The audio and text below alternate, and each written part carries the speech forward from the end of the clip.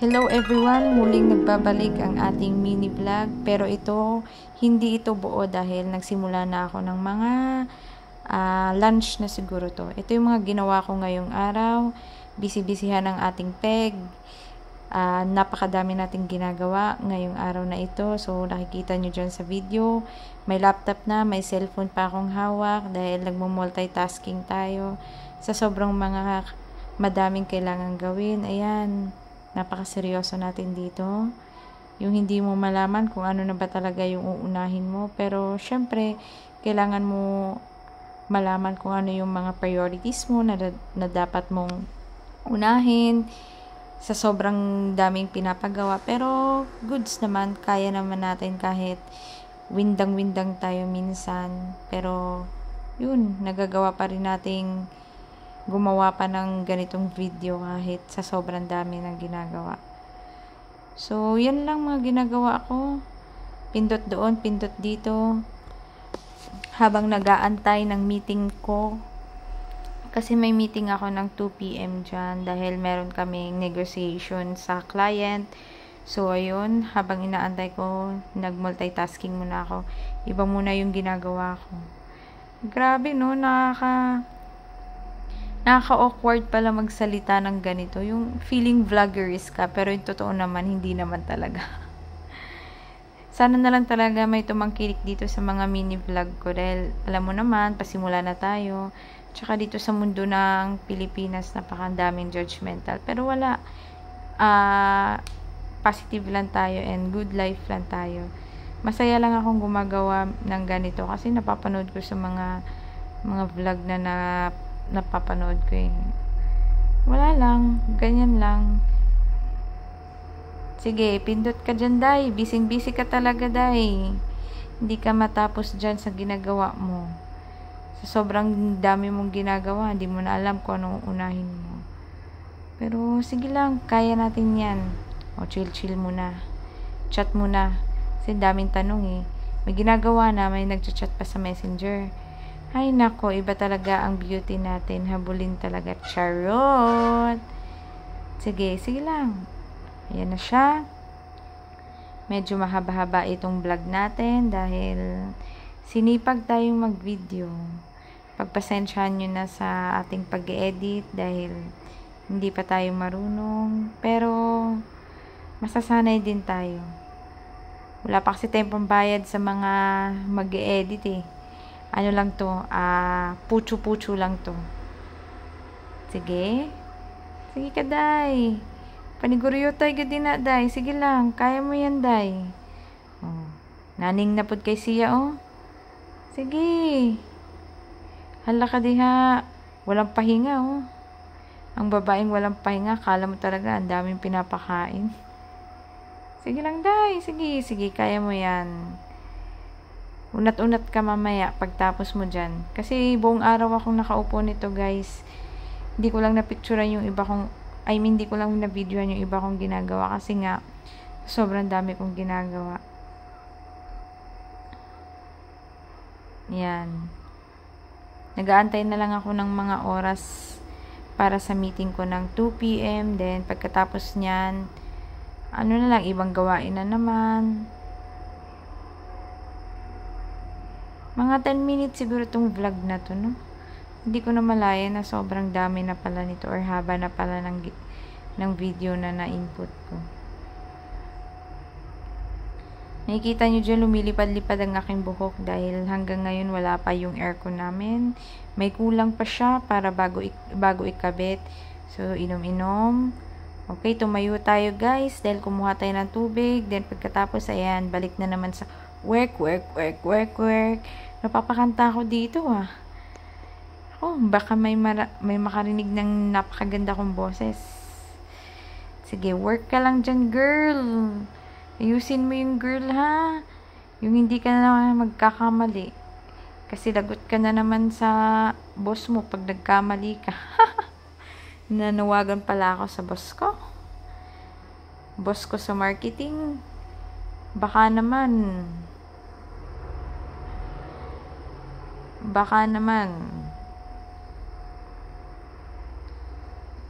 So, ayan na, guys.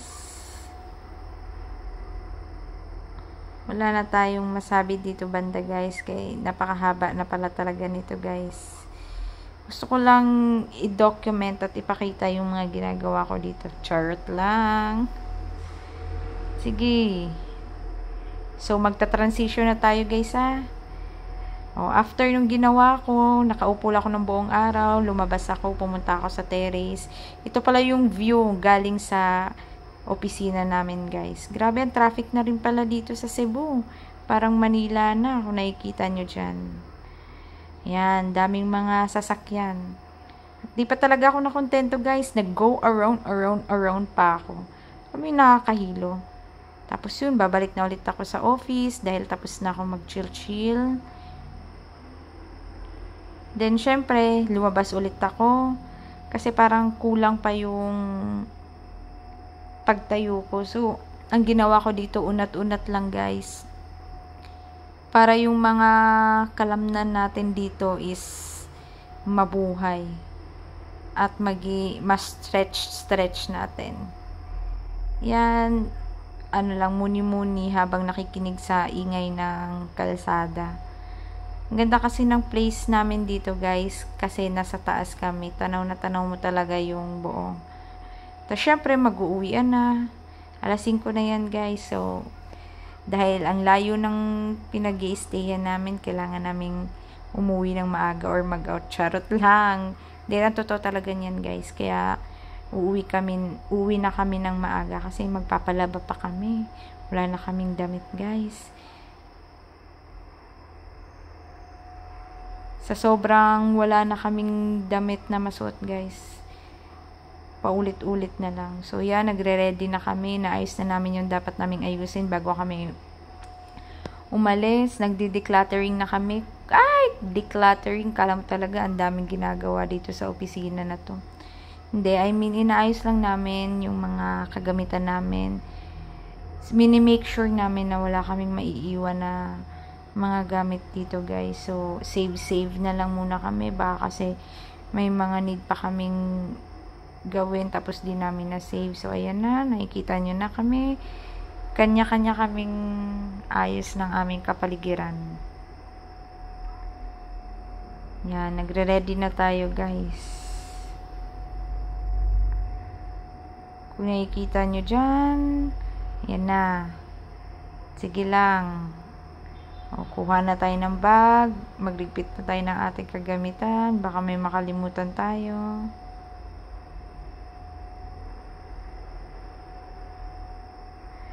Ito pala yung bago naming office guys. Satellite office namin to sa Cebu. Pero, hindi muna ako mag-office tour kasi may kulang pa. Feeling talaga vloggers yan.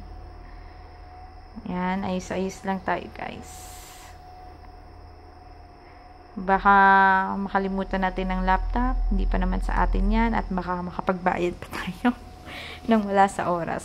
So, dapat iniingatan natin yung mga kagamitan ng ating company para naman matuwa naman yung mga heads natin dahil may malasakit tayo. If na if ko talaga dito yung lamesa ko guys. Ang ganda ng lamesa ko dyan. Basta hindi ko ma-explain guys. Kasi yung lamesa ko kasi doon sa Manila, hindi ganyan. Tapos may sarili akong printer. Wala lang, ang saya lang.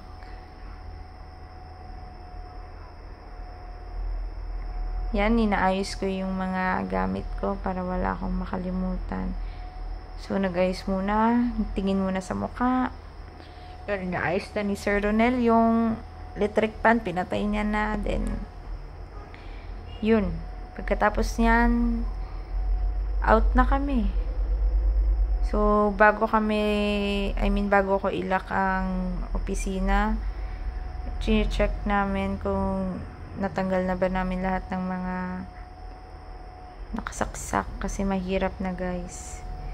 May phobia pa naman ako sa sunog kasi nasunugan kami dati guys. Yung ulirang employee ka talaga. Yung dalawa-dalawa yung bag mo. Yan. Tinatanggal ko na siya guys. Ayos-ayos.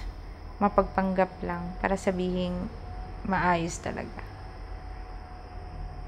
So pagtapos naming magligpit guys, dali-dali agad kaming bumaba. Yun nga, nauna na nga si Sir, ako na lang mag-isa bumababa sa hagdanan. Yung natatry ko na yung mga nakikita ko sa vlog na hahawak ng cellphone tas magbi-video. Mura jud tag korek aning time na ay feel kay nato na vlogger na kayta, pero sige lang kasi nasa 4th floor kami guys, so hingal na hingal ka na nga, mabigat pa yung bitbit mo na bag, pero laban lang tayo guys. So paglabas ko, nakita ko na agad si Sir. Yan na yung sasakyan, rent lang yan guys, huwag kayong assuming di sa amin yan.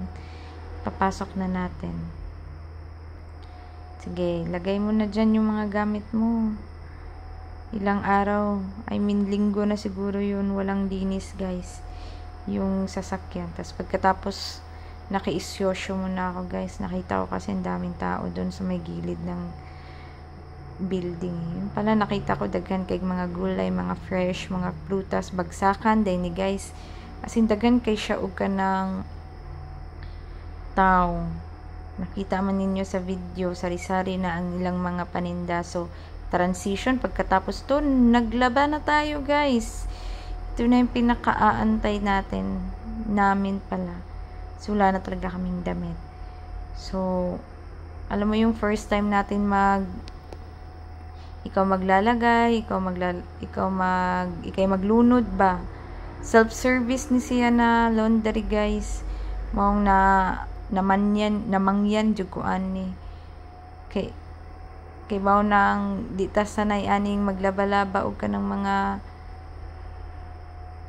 technology karon na bag-o. Basta hindi ko alam anong ginawa ko dito, daming kapalpakan dito guys.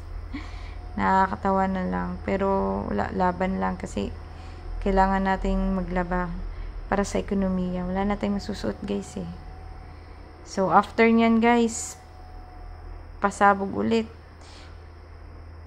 Ikot mo lang, ilalabas mo na agad. Sige guys, antayin natin na matapos. Ayan na. I-entrance ulit ako, kukuha ako ng mga downy para ilagay ulit dyan. Pagkatapos na, niikot na yan guys. Antay na lang talaga kami hanggang sa matapos, hanggang sa makauwi na kami. Di pa pala kami kumakain yan guys kasi gutom na kami, pero inuna muna namin itong pag-laundry kasi medyo malayo, tapos pinag-i-stayan namin at napaka-traffic talaga guys. So, ito na guys, matatapos na siya. Huwag kayong mainip ha. Tapusin nyo talaga ang video para naman kumita tayo. Paano na lang talaga ang ating meta nito kapag hindi tayo magsipag. So, kadugay ba ani guys? Dugay kay mahuman ang video ay taas kaayo, wala na ko isulti ani. So pa man akong gibuhat dinhi ay.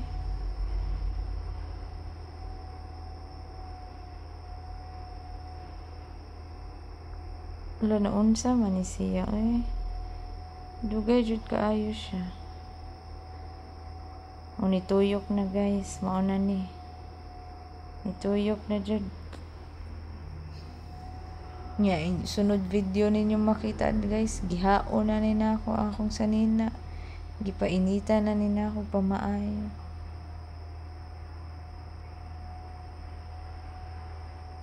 Sige, paso lang. Una na guys, gihaon na nina ako. Kana